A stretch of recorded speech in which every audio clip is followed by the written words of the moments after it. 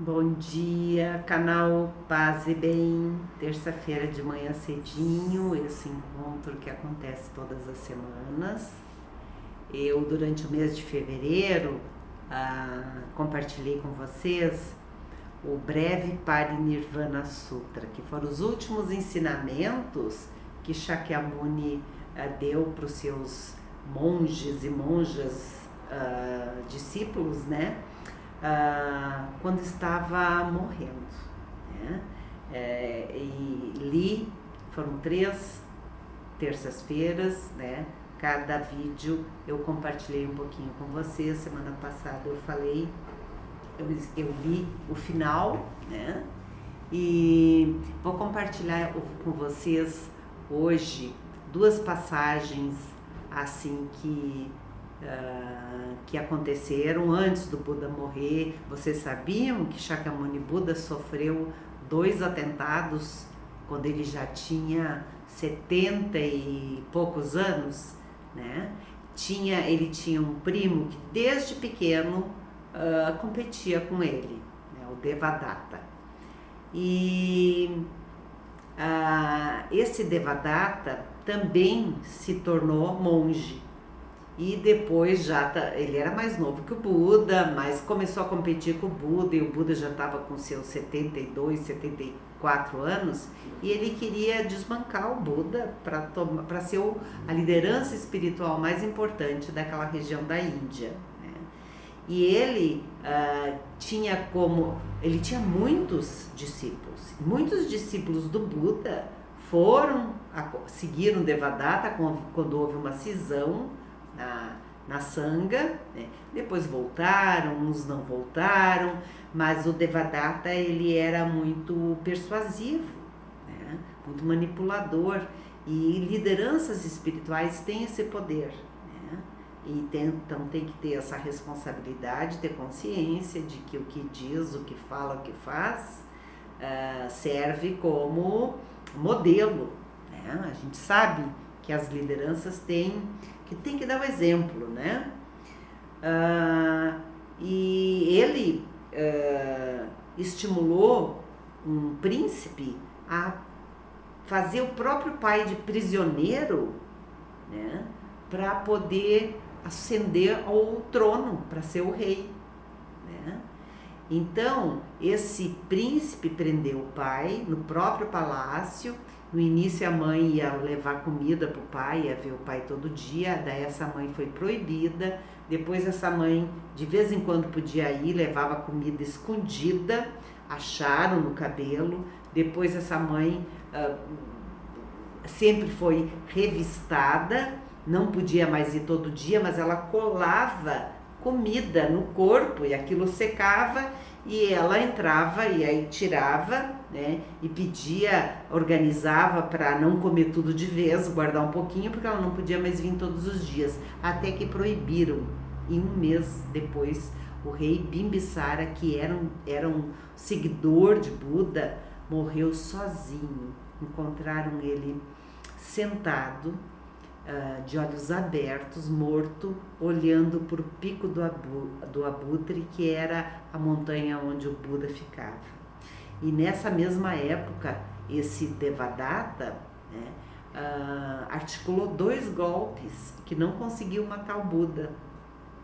Um deles, o Buda estava embaixo, na base da montanha, e uma pedra rolou, e alguém gritou, e o Buda conseguiu desviar, fugir da pedra, mas uma lasca da pedra caiu no pé do Buda e causou um ferimento muito feio. Mas o Buda conseguiu se recuperar, e um tempo depois o Buda estava num vilarejo e um elefante atacou o vilarejo e veio para, né, atropelar o Buda, assim. E o Buda, todo mundo fugiu, o Buda ficou parado e o elefante parou, né? Não atacou o Buda. Então, parece que são milagres, mas eu acho que o Siddhartha, o Buda, era tão afinado com a existência, seja ela de que maneira se manifestava, porque aquela grande pedra era uma montanha escarpada, a pedra grande ficou trancada, presa na escarpa, mas uma lasca dela veio e pegou no pé.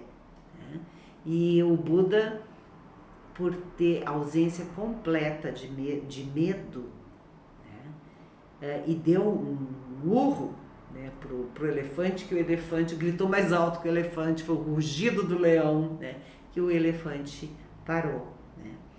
E um tempo depois o Buda perdoa o Devadatta. Essa grandeza de não guardar desejo de vingança. Né? E seguir com a vida dele, teve vida plena até morrer, né, com 80 anos, e ainda antes de morrer deixa aquele ensinamento todo, uma síntese do ensinamento belíssimos, né, e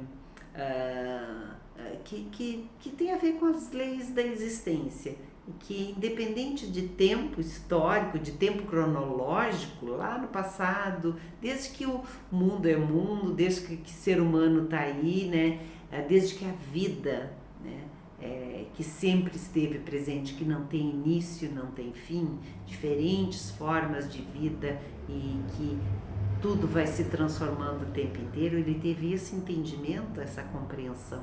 Por isso que os ensinamentos dele seguem sendo independente de época, de tempo, continuam valendo, né?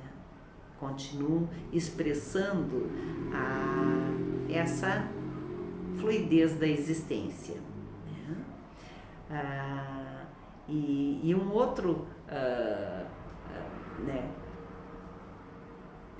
que eu acho interessante compartilhar com vocês, né, é sobre um ensinamento, uma das palestras, teve logo depois que ele sofreu os atentados, ele seguiu com a vida normal, né, nunca parou, né, e as pessoas queriam proteger ele, os discípulos mais antigos queriam proteger ele, não deixar que ele fizesse isso e aquilo. Ele disse, não, ninguém precisa proteger o Tathagata.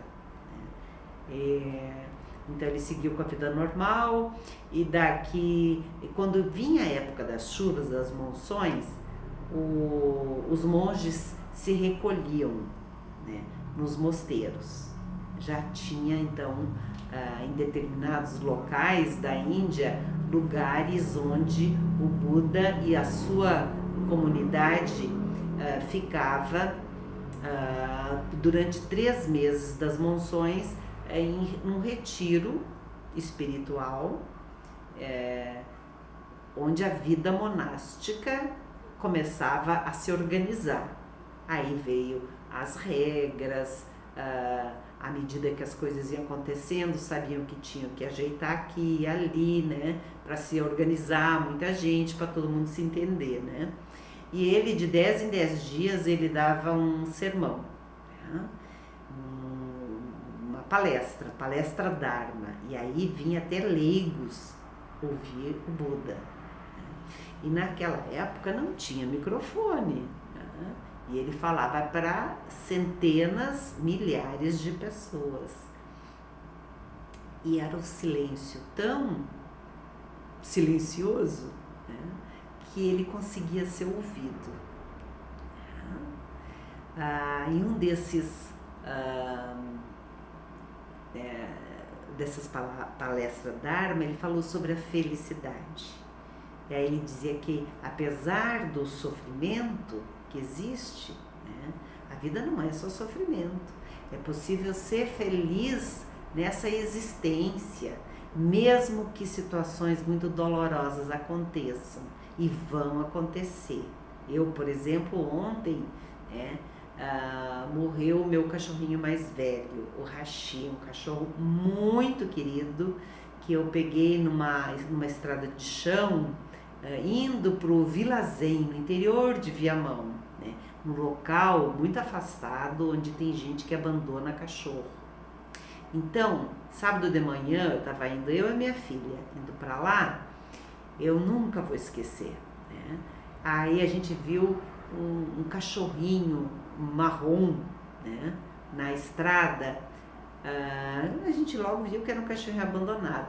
E aí, quando a gente estava indo, um carro parou. E a gente ficou olhando no retrovisor, o que essa pessoa vai fazer com esse cachorrinho. E esse senhor que parou, ele jogava ração onde ele encontrava cães abandonados. E aí o cachorrinho estava com tanta fome, e nós voltamos com o carro, porque na sequência ele saiu e a gente voltou, né? Fez a volta e voltamos e começamos a tentar separar, pegar na mão a ração para ele não comer terra e ração, de dar na boquinha dele, né? Mas ele não dava tempo, ele ia comendo aquilo com muita fome. Eu e minha filha só nos olhamos, não tinha jeito, levamos ele, né? Botamos ele no carro e trouxemos ele.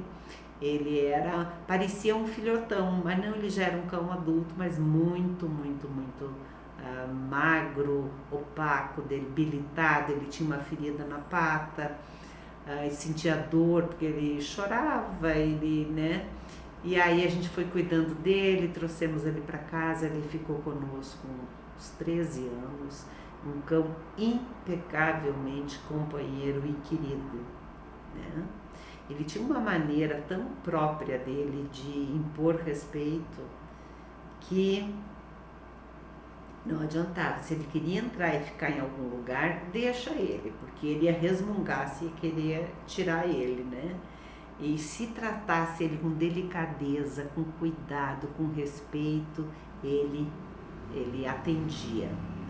Ele era muito querido, porque se eu pegava a vassoura, né, ele parava do lado.